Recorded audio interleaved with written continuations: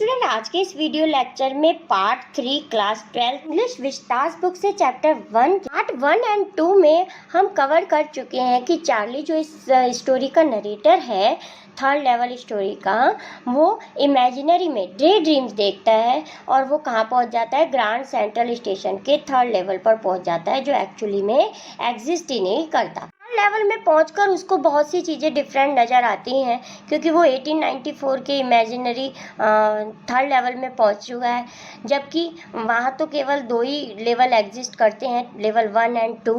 Level में पहुंचकर वो देखता है कि जो वहाँ के लोग हैं, उन्होंने जो विमेंस हैं, उन्होंने मटन लेग स्लीव्स पहनी हुई हैं, यानी कि गोट की जैसी लेग होती है, ऊपर से बहुत चौड़ी, नीचे से बहुत ही पतली, ऐसी स्लीव्स के ड्रेस पहनी हुई है लेडीज़ ने।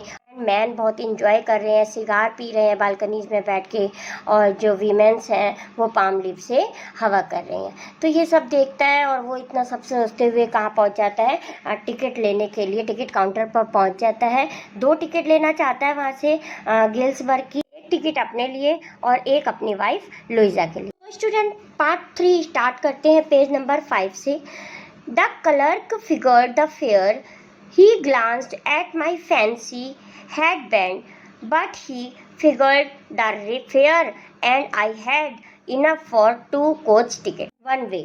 तो जो क्लर्क यानी कि जो टिकट सेलर होता है, वो वहाँ का फेयर किराया बताता है, और उसके जो उसने हैट पहनी हुई है, किसने, चार्ली ने, उसके जो फैंसी बैंड लगा हुआ है, हैट के चारों तरफ जो बैंड बंधा हुआ है, उसको क्लर्क देख रहा है और वो किराया बताता है। और चार्ली सोचता है कि ये 2 टिकट के लिए मेरे पास इनफ मनी है, एक रास्ते यानी कि एक तरफ के लिए, वन वे, एक साइड के लिए मेरे पास इनफ मनी है। But when I counted out the money and looked up, the clerk was staring at me. और जैसे ही वो पैसे गिन रहा था चार्ली, तो वो जो टिकट सेलर होता है, क्लर्क टिकट सेलर होता है, वो बहुत ही घूर घूर कर देख रहा होता है उसकी मनी की तरफ। ही नॉडेड एट द बिल्स। अब वो देख के, मनी को देख के वो मना कर देता है, वो कहता है नहीं, ये मनी नहीं चलेगी, मतलब उसका मतलब होता है कि ये मनी नहीं चलेगी। दैट्स एंड मनी मिस्टर, ये मनी यहाँ नहीं चलेगी। He said and he glanced at the cash drawer beside me. अब टिकट सेलर उसको जोर से डांटने लगता है और कहता है कि तुम मुझे स्किन कर रहे हो, यानी कि तुम मुझे धोखा दे रहे हो। अगर तुम ऐसा करोगे तो मैं तुम्हें पुलिस को पकड़वा दूंगा। और वो आसपास के जो ड्रॉअर होते हैं उसको देखने लगता है। Of course the money was old style bill. अब चार्ली को विश्वास हो जाता है कि अरे, मैं तो 1894 के गिल्सबर्ग में आ गया, तो ये मनी तो बहुत ही पुरानी है। Half again as big as the money we use now a days.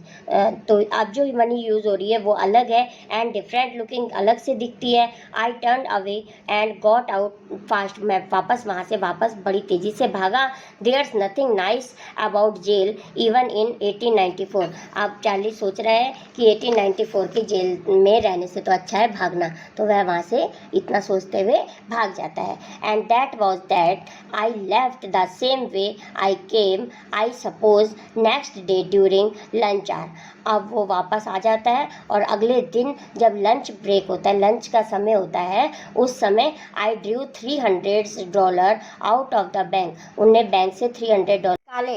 Nearly all we had and bought old style currency that really worried my psychiatrist friend। तो उनने जो रुपए एक्सचेंज किससे किए, उनने किसी कॉइन डीलर के पास जाके एक्सचेंज किए, और ये बात उसने फिर अपने साइकेट्रिस्ट फ्रेंड को भी बताई कि मैंने ओल्ड करेंसी ले ली है, न्यू इसे प्रेजेंट की देके।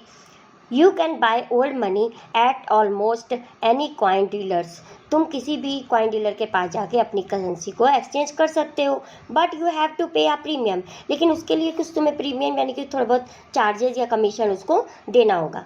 माई $300 bought less than 200 in old style bill. अब जब उसने $300 दिए प्रेजेंट टाइम के, तो 1894 के हिसाब से जो उसको ओल्ड करेंसी मिली स्टूडेंट, वो $200 से भी उसको कम मिली। बट आई डिडंट केयर, लेकिन उसकी मुझे कोई चिंता नहीं है, चार्ली कह रहा है। वर 13 sent a dozen in 1894।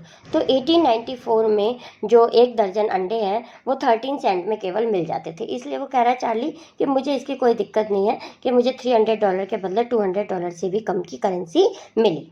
But I have never again found the corridor that leads to the third level at Grand Central station. लेकिन उसके बाद मैंने कोई ऐसा कॉरिडोर नहीं पाया जो कि मुझे ग्रैंड सेंट्रल स्टेशन के थर्ड लेवल तक मुझे पहुंचा सके।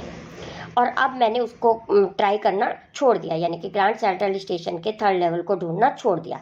Luisa was pretty worried when I told her all this. Luisa भी बहुत वरी हुई कि जब उसको पता चला कि मैं थर्ड लेवल के बारे में ही, थर्ड लेवल को ही ढूंढे जा रहा हूँ।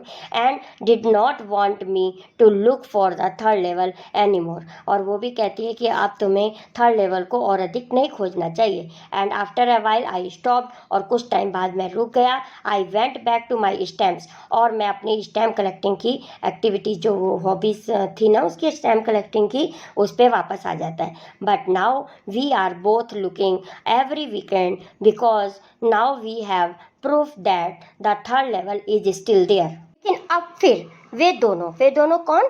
चार्ली और उसकी वाइफ हर weekend, every weekend, Saturday Sunday, हर वीक के लास्ट में सैटरडे संडे को ग्रैंड सेंट्रल स्टेशन के थर्ड लेवल को ढूंढने फिर भी चले जाते हैं, मतलब अब फिर वो जाने लग जाते हैं। My friend Sam winner disappeared. लेकिन वो अब कह रहा है चार्ली कि जो मेरा फ्रेंड है वो सैम विनर, वो बिल्कुल गायब हो गया था। जो साइकेट्रिक फ्रेंड था ना चार्ली का, कह रहा है वो अब बिल्कुल भी दिखाई नहीं दे रहा, यानी कि वो गायब हो गया है।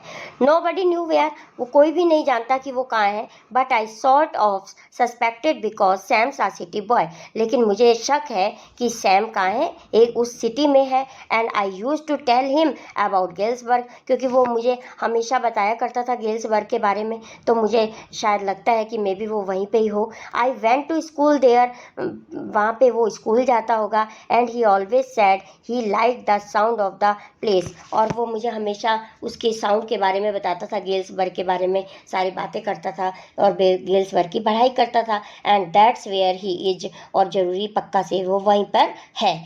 ऑल राइट इन 1894, और वो 1894 के गेल्सबर्ग में पहुंच गया है, ऐसा सस्पेक्ट कर रहा है कौन? Charlie. Because one night fudging with my stamp collection. तो एक रात ऐसा क्यों, उसको ऐसा क्यों लग रहा है कि जो मेरा फ्रेंड है सैम वो 1894 के गिल्सबर्ग में चला गया है, क्योंकि एक रात को जब वो फसिंग यानी कि बहुत बिजी था, अपने स्टैम्प कलेक्शन को देख रहा था, इधर उधर फर्स्ट ट्रे कवर देख रहा था, अपना स्टैम्प कलेक्शन को पलट के देख रहा था।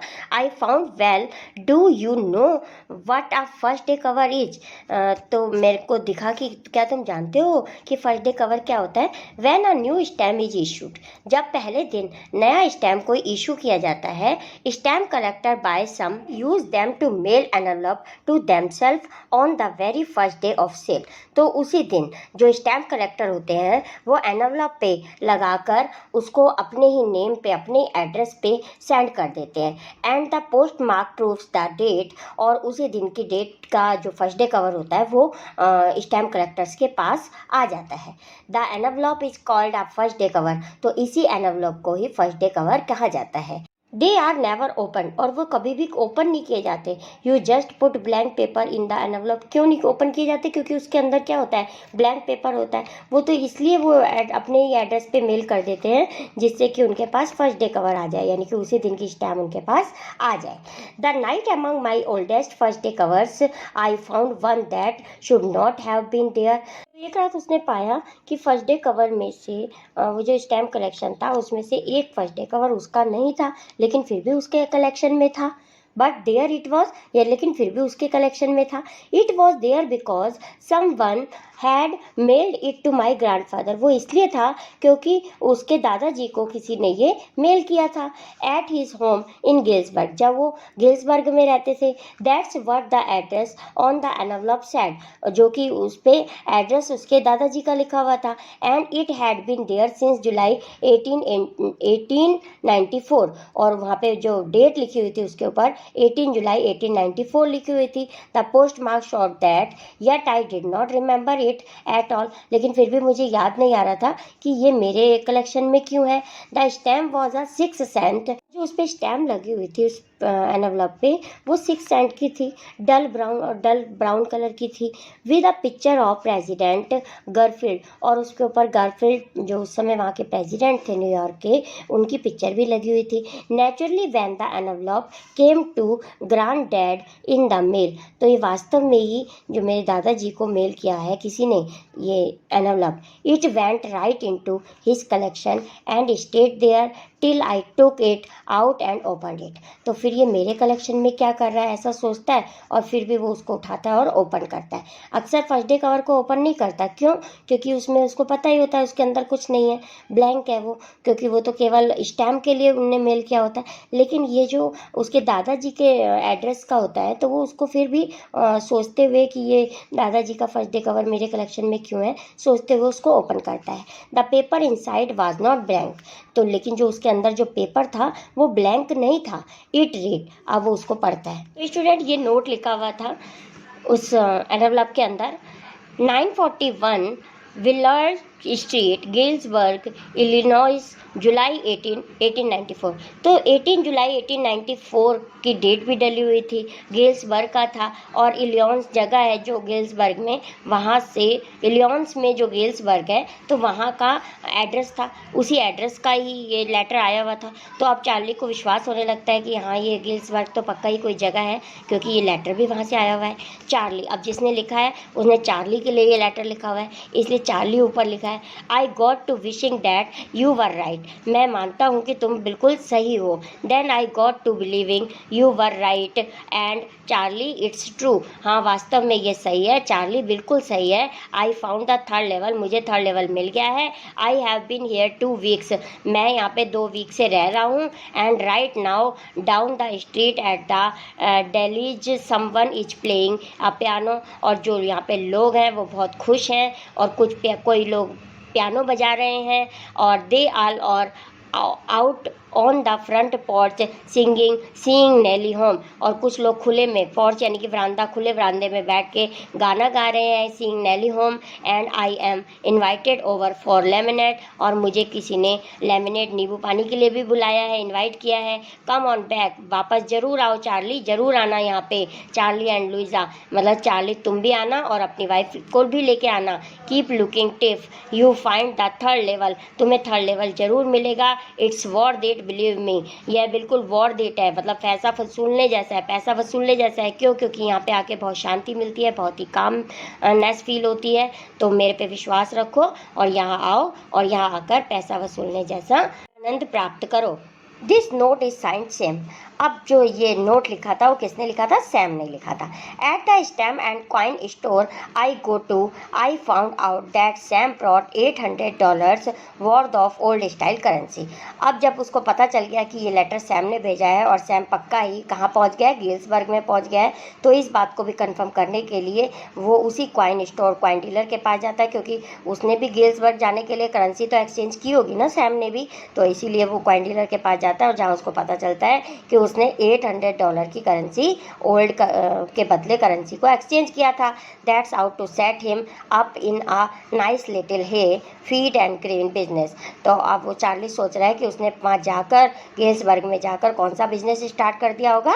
लिटिल हे किसे कहते हैं? ड्राइड ग्रास होती है। फीड एंड ग्रेन, एनिमल को खिलाने का चारा का बिजनेस उसने स्टार्ट कर दिया होगा। ही always said that's what he really wished he could do, तो वो ज़्यादातर ये कहा करता था चार्ली से कि मैं वहाँ पे ये बिज़नेस स्टार्ट करूँगा। And he certainly can't go back to his old business, अब वो वहाँ जाकर ओल्ड बिजनेस तो अपना नहीं कर सकता ना। क्यों नहीं कर सकता? क्योंकि वो एक डॉक्टर है, और कौन सा डॉक्टर है? साइकेट्रिस्ट डॉक्टर है, जिसके ओल्ड ज़माने में तो कोई इस बिज़नेस का कोई काम ही नहीं है। क्यों नहीं है? क्योंकि उस ज़माने के जो लोग होते थे वो बहुत ही पीसफुल होते थे, उनको ऐसे डॉक्टर की नीड ही नहीं होती थी। तो इसीलिए चार्ली विश्वास कर रहे हैं कि उसने जाके अपना यही बिजनेस वहाँ पे गेल्सबर्ग में ड्राई ग्रास का बिजनेस, एनिमल को चारा खिलाने वाला बिजनेस स्टार्ट, चारे का बिजनेस स्टार्ट कर दिया होगा। not in Galesburg, Illinois in 1894. His old business, why Sam was my psychiatrist. अब वो उसका बिजनेस चल नहीं सकता था पुराना, इसीलिए उसने 1894 में जाकर अपना ये वाला बिजनेस स्टार्ट कर दिया होगा, यानी कि चारे का बिजनेस। और यही मेरा दोस्त साइकियाट्रिस्ट, मेरा दोस्त ही है जो जिसने ये लेटर भेजा है। स्टूडेंट, इसी के साथ हमारा ये चैप्टर कंप्लीट होता है। I hope this video lecture is very helpful to you. If yes, please like this video, share this video and also comment on this video. Thank you so much for watching. मिलते हैं next video lecture में। Bye.